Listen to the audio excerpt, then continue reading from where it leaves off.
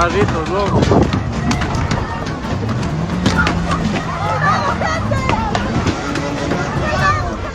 Presiden Ekuador Daniel Noboa selamat tanpa luka setelah iring-iringan mobilnya diserang demonstran saat meresmikan instalasi pengolahan air di wilayah tengah Ekuador pada Selasa 7 Oktober 2025.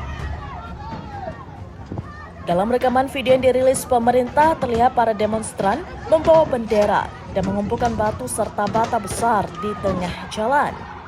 Saat mobil SUV kepresidenan melintas, proyektil menghantam bodi kendaraan hingga kaca jendela pecah. Dikutip dari AFP, dari dalam mobil terdengar teriakan kepala tertunduk sebelum kendaraan itu melaju kencang menjauh dari lokasi.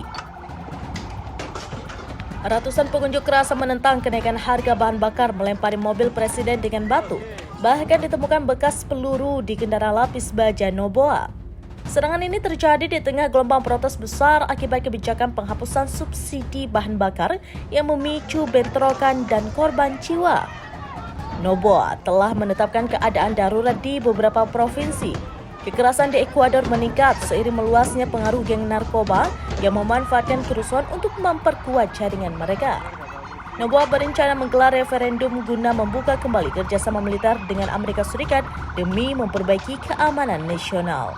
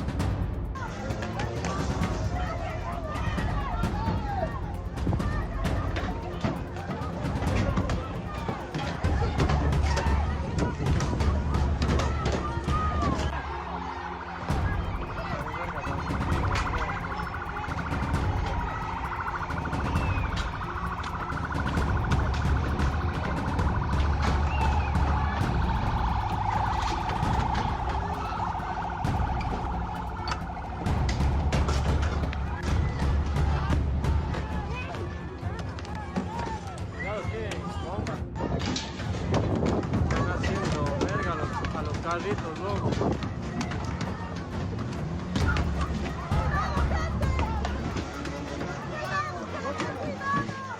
Download Tribun X sekarang, menghadirkan lokal menjadi Indonesia.